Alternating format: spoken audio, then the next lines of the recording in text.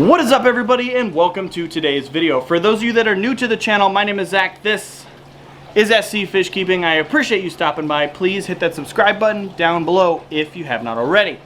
Now, before we get on with today's video where I show you the massive fish that we're going to add to the pond right behind me, a few videos ago I picked up this beautiful Giardini arowana who's missing a scale now.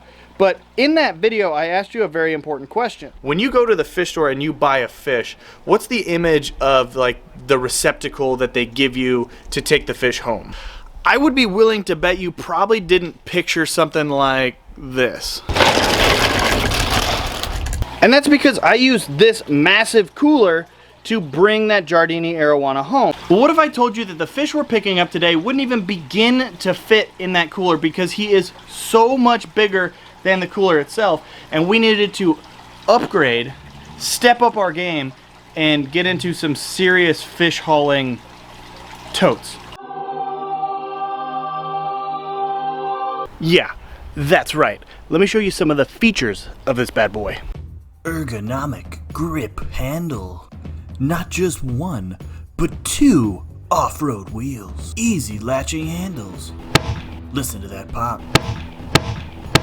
And for an extra few dollars, here comes bubbles. But don't put your kids in it. But with such a luxury fish hauling tote, you would think that it's just 100% ready to go for fish, right? Well, you're wrong.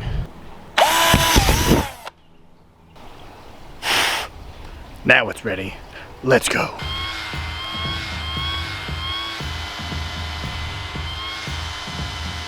And the answer is yes. I do have my own wild, wacky, arms waving, inflatable tube man. Don't you?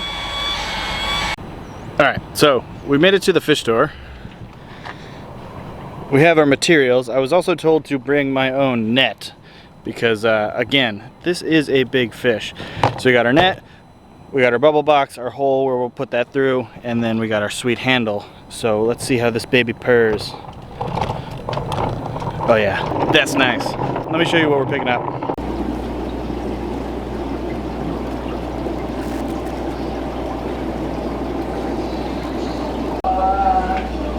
Yeah. Let's see. I'll take pictures.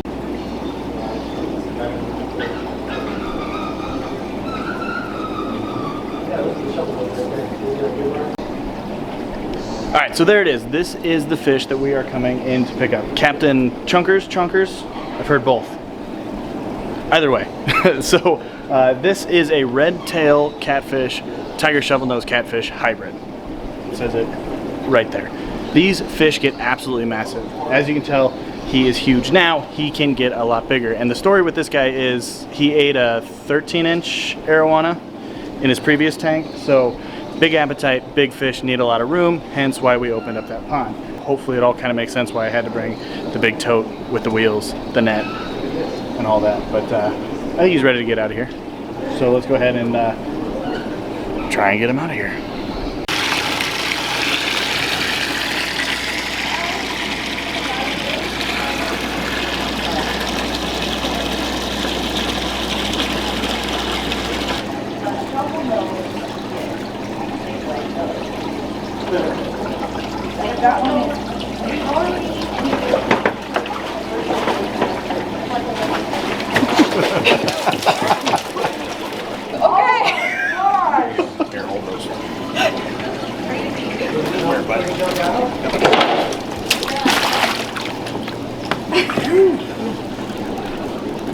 A little wet? No, they're good. A little.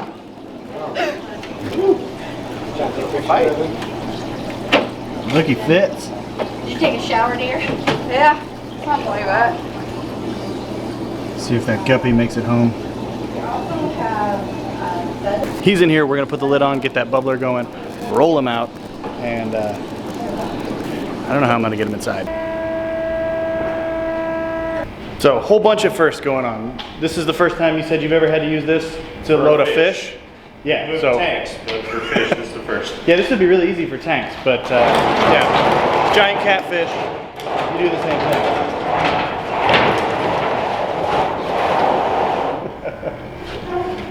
But yeah, so first time using this for fish. It's the first time for me buying a fish this big. First time having to bring my own net. All kinds of big, exciting firsts happening here today. But that was easy.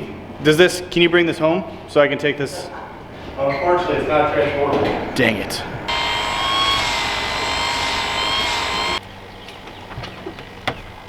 Oh, maybe.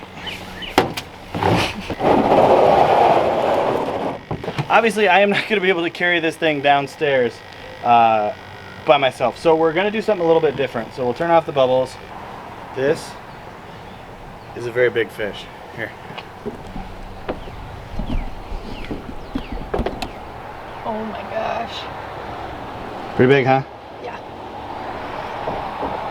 What we're going to do is we're going to take this appropriate themed fish towel, and I'm actually going to put it in the water, wrap him up in it, pull the towel out and carry him downstairs, and then we'll just set him right in the water. That way he stays wet. I'm not using that net, and hopefully I can kind of bear hug him and keep him calm. So let's try that.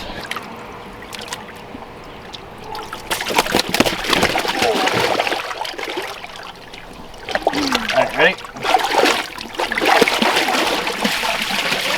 All right, let's go. Come on, bud. Whoa. Whoa. Here. I don't know what I'm getting. Alright, so we got him. The water is about the same as what he was in, so I don't have to worry about that.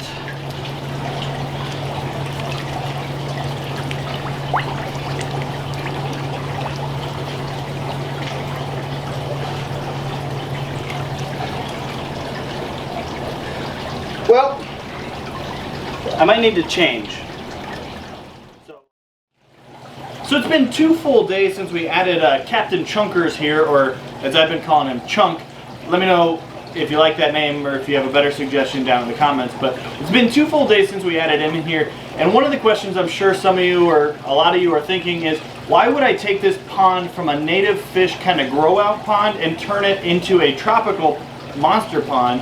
And I'm going to answer that, but one of the things I want to show you first is I showed this fish to my daughters, and this fish is like the biggest fish they've ever seen, and their reaction was amazing. Look, he's not eating me.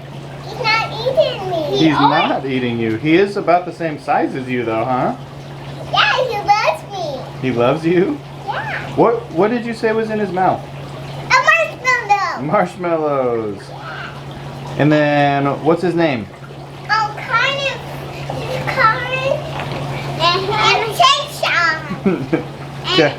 Captain Chonkers? And he's also Jasmine!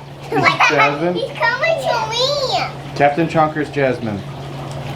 There you go. Coming to me! I swear, I'm about to just let those two like run a whole fish room tour and narrate an entire video and just make up whatever facts they want. Like, he's got marshmallows in his mouth, or that fish is named Jasmine. So, that'd be fun. But anyway, so you'll notice in the pond, there is one additional fish in here already, and I did make some changes to the filter, and then I'll tell you a little bit more about Captain Chunkers. So you'll notice that fish right there, that is my 14-inch tiger Oscar named Moose. I've had Moose for pushing 5 years now. He's one of the first fish I ever had, and he is thick, which makes him too big to fit into Chunk's mouth for now. But they've actually been hanging out. Chunk will kind of like push him around and just say, hey, this is my pond. But one of the other changes I made to this pond is I added this kind of, call it an overflow. It's just a trash can that you can see I drilled some holes into.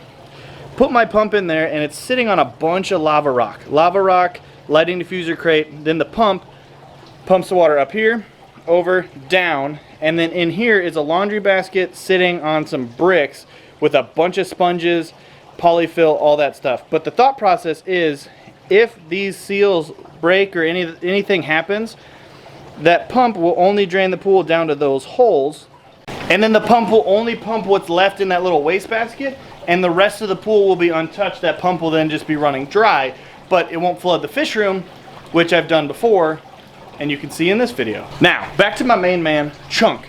Chunk is what's known as a red-tailed tiger shovelnose hybrid. That means he is a hybridization between a red-tailed catfish and a tiger shovelnose catfish. But the interesting thing about these hybrids is they get big. There's something known as hybrid vigor. Hybrid vigor. And what that means is that most of these hybrids will actually grow faster and bigger than both of their parents. That's actually true with ligers, which you might have seen on the popular Netflix documentary, The Tiger King. But these hybrid catfish can get huge, and red tails can already reach 3 feet long. Tiger shovelnose can already reach 3 feet long. So Chunk here is pretty small, which means he's gonna put on some real size. So one of the best things about these big catfish, specifically like red tails and tiger shovelnose and their hybrids, is they're really not scared. They're actually very personable fish and very curious. So you'll notice here, I'm just hitting the water and he comes right up to me. These fish have been known to enjoy being pet, and they're really pretty easy to hand feed. But let's see if he'll take some shrimp from me.